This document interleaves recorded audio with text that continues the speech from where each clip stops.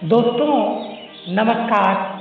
मैं गुरुदेव आप लोगों के समक्ष मैं एक कहानी पेश करने जा रहा हूँ। कहानी इस प्रकार है दोस्तों, आप लोग जानते हैं शंकर भगवान और पार्वती की कैसे कैसे विवाह हुआ था। तो उसके उपलक्ष्य में आप सभी को इस कहानी के माध्यम से बताने जा रहा हूँ। बहुत पुरानी बात है, एक गांव में एक ब्राह्मण रहता था। उसकी 7 पुत्रियां थीं। ब्राह्मण बहुत ही गरीब था। उसकी 7 बेटी विवाह के योग्य हो गई थी। गांव पड़ोस के लोगों ने कहा, बहन तुम्हारी बेटी बहुत बड़ी हो गई है, शादी के योग्य हो गई है, क्या तुम हम लोगों को भोजन नहीं कराओगी? पंडितन ने कही, जरूर मैं आप सभी को भोजन जरूर कराऊंगी। शाम को मालिक साहब घर में आए।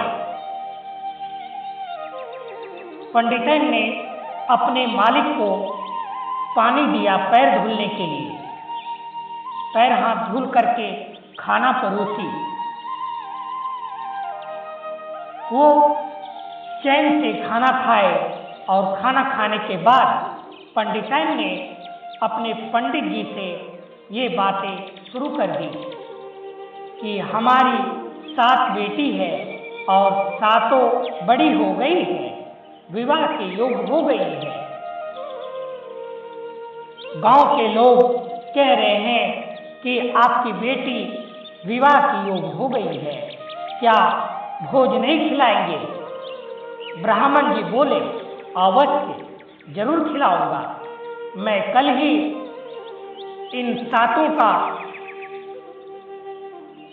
वर ढूंढने जाऊंगा।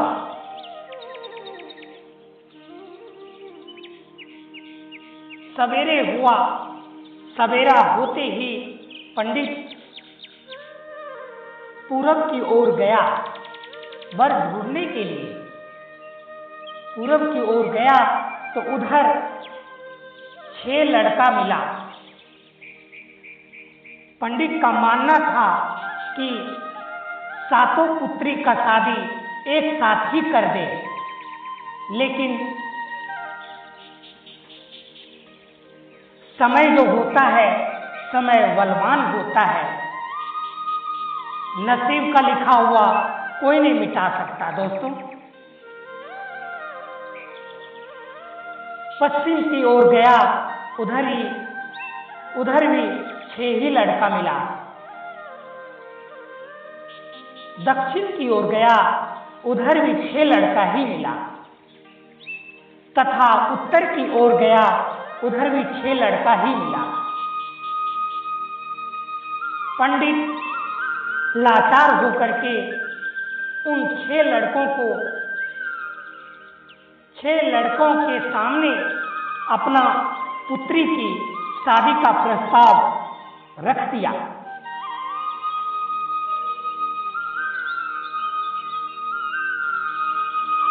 दोस्तों सोमवार के दिन उसके ब्राह्मण जी के द्वार पर बाराती आया और धूमधाम से शादी कर दिया।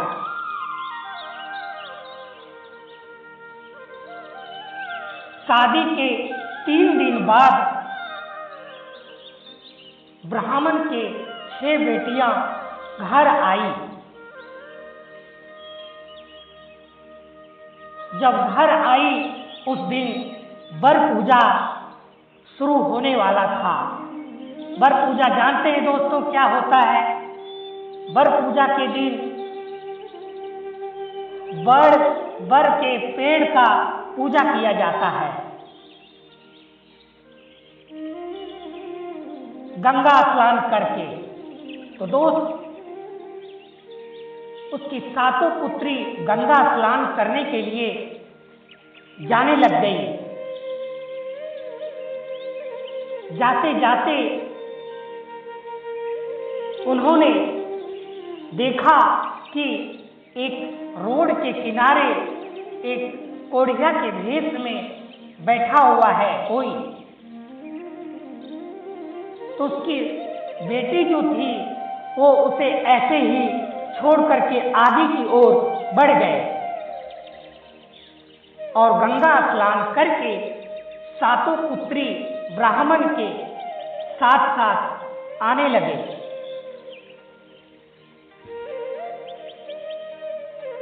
जैसे ही उस कोढ़िया व्यक्ति के पास उसकी सातों पुत्री आई तो कोढ़िया जल्दी से उसका रास्ता घेर लिया। तो छोटी पुत्री ने कही कि बाबा, आप मुझे जाने के लिए मार्ग दे दीजिए। कोढ़िया ने कहा, बेटी, मेरे पास नहीं तो हाथ है नहीं तो पैर है, मैं कैसे हटूं? अगर यदि आप लोग मुझे हटाना ही चाहते हैं तो आप लोग कृपया हटा दें। तो सातों पुत्री में से सबसे छोटी वाली जो थी वो दया और ममता की सागर थी, ममता से भरी हुई थी। तो उसने उसे पकड़ करके हटा दिया।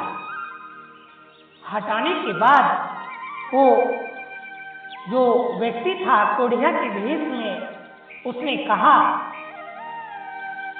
कि मेरे पास 4 रोटी है, आप मुझे खिला सकती हैं तो खिला दीजिए, मैं बहुत भूखा हूं।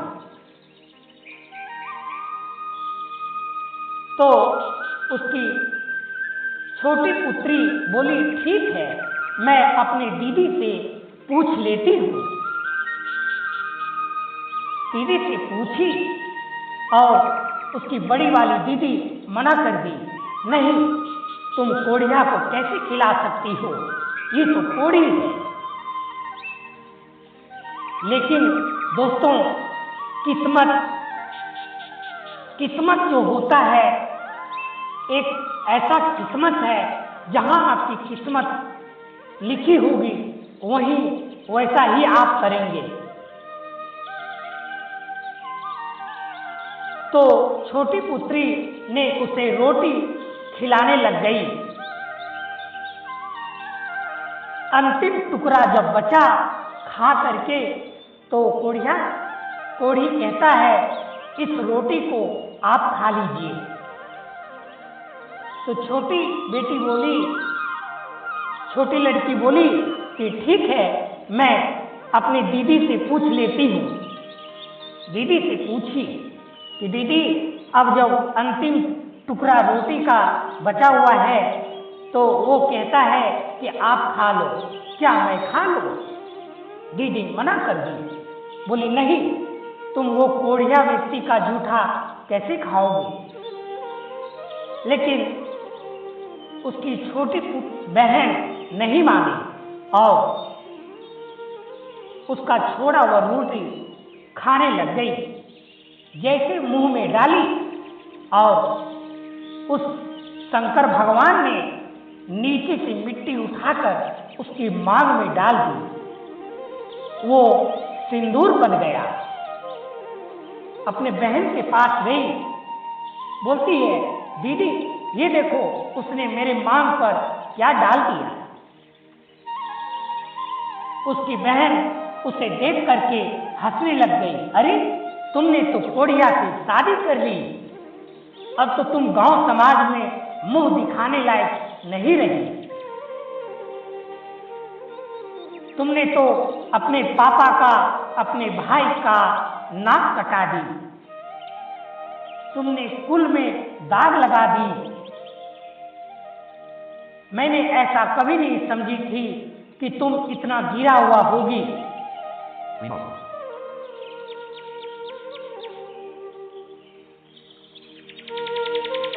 तो दोस्तों Emergency calls only.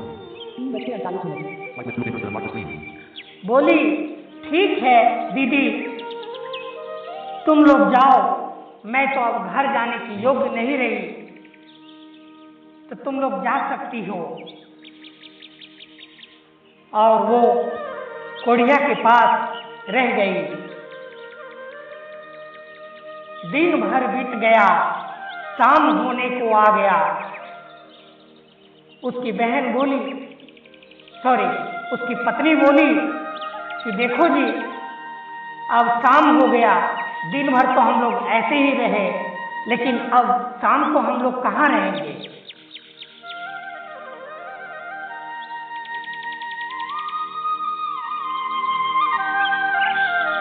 Airtel emergency calls only. Enter PIN. PIN contains a useful. 7 7 1 1 9 6 6 6। Device unlocked. Add music to voice. Label button. तो दोस्तों उसके बाद क्या हुआ दोस्तों, सुनिए। उसके बाद जो है शंकर भगवान जी बोले, क्योंकि वो तो साक्षात शिव भगवान थे, तो बोले कि ऐसा है, तुम उस पीपल के पेड़ के पास जाकर सो जाओ और मैं देखता हूं कोई व्यक्ति आएगा तो मैं घर बनवा लूंगा। और वो चली गई पीपल के पेड़ के पास सोने के लिए। दोस्तों गर्मी का दिन था, जून जुलाई का महीना चल रहा था। जैसे वो सोने के लिए गई, ठंडी ठंडी हवाएं चल रही थी और उसे नींद आ गई और वो सो गई। तो शंकर भगवान जी अपने रूप में आकर के जल्दी जल्दी घर बना लिए और उसे आवाज लगाते हैं, पार्वती आ जाओ, देखो मैंने घर बनवा लिया। पार्वती की नींद खुली और वो देखती हैं, अरे वाह, इतना अच्छा घर आपने कैसे बनाया स्वामी।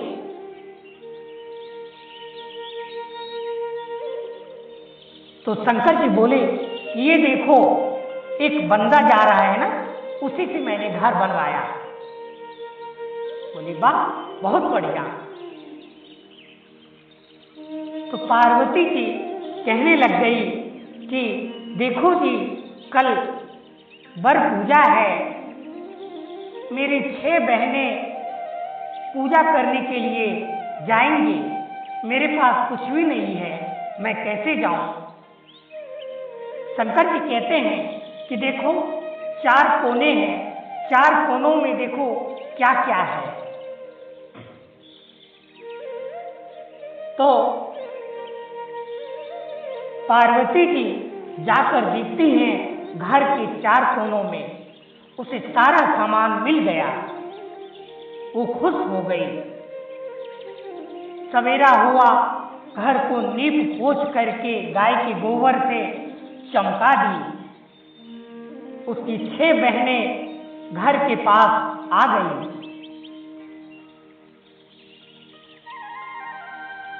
सातों बहन मिल करके पूजा के लिए जाने लग गई। जाते जाते जब मंदिर के पास गई पूजा करने के लिए, तो उसकी 6 बहन कहती है, अरे सबसे पहले मुझे ही पूजा करने दो, क्यों कि तुम कोढ़िया का छुआ हुआ हो, मैं तुम्हारे साथ पूजा नहीं करूंगी। उसकी छोटी बहन बोली, ठीक है दीदी, आप लोग ही पूजा कर लो, मैं बाद में पूजा कर लूंगी। उसकी 6 बहन पूजा करने लग गई और जब पूजा करके उठी तो उसकी छोटी बहन भी पूजा करने के लिए बैठ गई। दोस्तों आप लोगों को पता नहीं, वो तो स्वयं शंकर भगवान थे। वो सारा कुछ देख रहे थे, सारा कुछ नजरिया वो देख रहे थे कि क्या क्या हो रहा है, क्योंकि वो तो शिव भगवान थे, उनको सब कुछ पता था। जब पूजा करके घर पर आई तो 6 बहन अपने घर चली गई और ये अपने स्वामी के पास चली गई। तो शंकर भगवान जी पार्वती जी से कहते हैं कि आपके बहन आपको क्या कह रही थी? पार्वती जी कहती हैं, नहीं जी, कुछ नहीं कह रही थी, यही कह रही थी कि आप कोढ़िया का छुआ हुआ हो, पहले मुझे ही पूजा करने दो। शंकर भगवान मन ही मन मुस्काए, बोले कोई बात नहीं। ऐसा ही दिन बीतता रहा। आगे ब्राह्मण जी अपने बेटे का शादी कर रहे थे, तो गांव में और अपने हित नाता को निमंत्रण भिजाया। गांव वालों ने कहा, आपने सबको बुलाया ब्राह्मण जी, अगर यदि आप अपने छोटी पुत्री को नहीं बुलाएंगे तो ये शादी मैं नहीं होने दूंगा। तो ब्राह्मण जी लाचार हो गए और इस वजह से अपनी छोटी पुत्री को बुलाना ही पड़ा। तो बुलाने के लिए अपने लड़का को भेजा।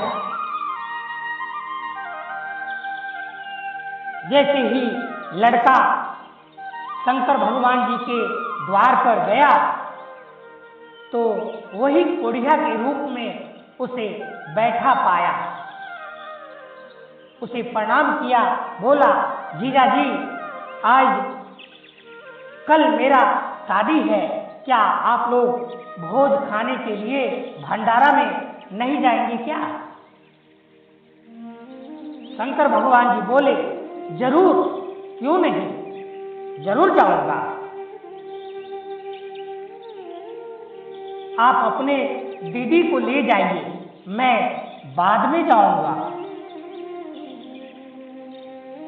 अपनी दीदी से जाकर के कहा, दीदी, कल मेरा शादी है, आप लोगों को मैं लेने के लिए आया हूं, क्या आप लोग भोज खाने नहीं जाएंगे? उसकी दीदी बोली, हाँ जाऊंगी, क्यों नहीं, जरूर जाऊंगी।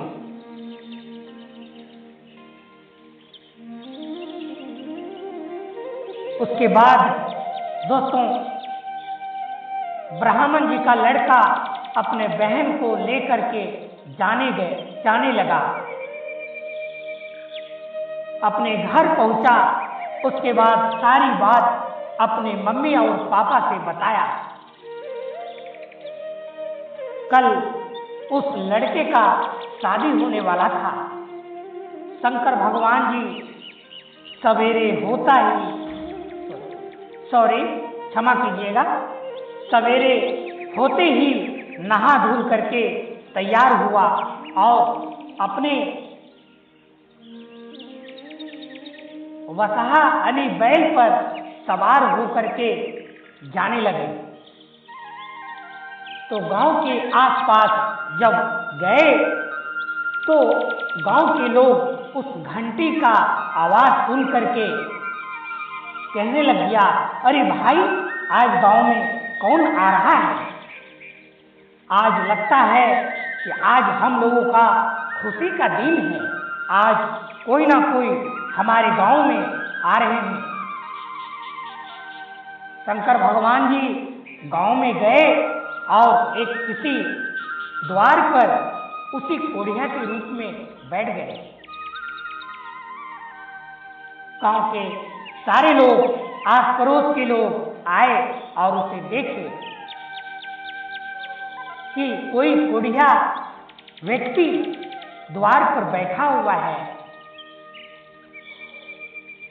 तो उसके ससुर जी आए, बोले, बेटा, आज हमारे यहाँ पर शादी है, आप मेरे घर चलिए। तो उस कोढ़िया व्यक्ति ने कहा, बाबूजी, मैं कैसे जाऊंगा? वहां पर अगर यदि मैं गया तो सारा जगह अपवित्र हो जाएगा और गंदा हो जाएगा। मैं नहीं जाऊंगा, मुझे यहीं पर बैठे रहने दीजिए। उसके ससुर जी वापस घर चले गए। उसके बाद उसकी माँ आई, कहती है, बेटा आप यहाँ पर क्यों बैठे हो, आप मेरे घर पर चलो।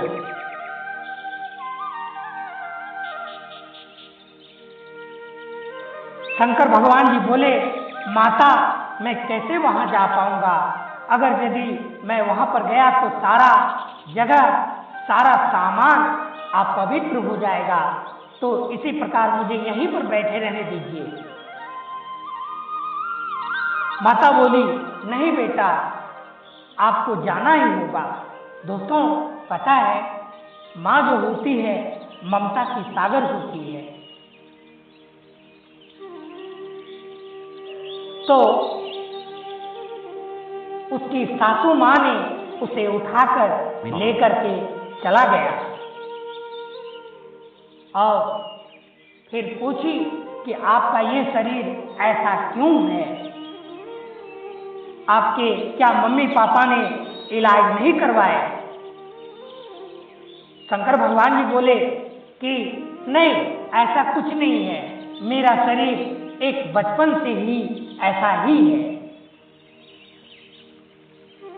तब शंकर भगवान जी मुस्कुरा करके बोले, क्या आप मेरा रूप देखना चाहते हैं।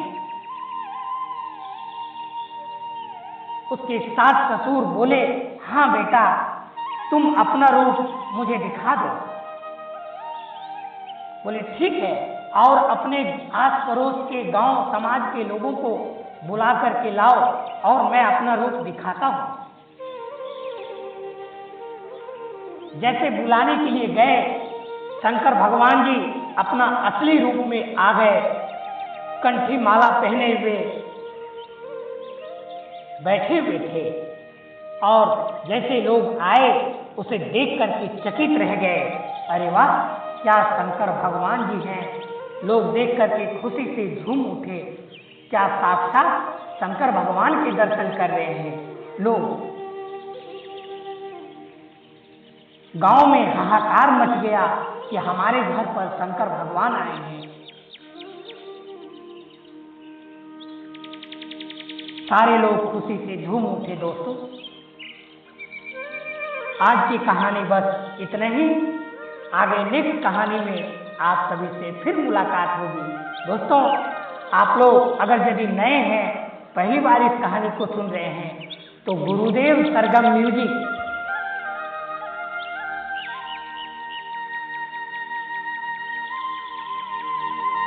YouTube चैनल को आप लोग सब्सक्राइब करें, शेयर करें, लाइक करें और अपना प्यार आशीर्वाद दे दोस्तों।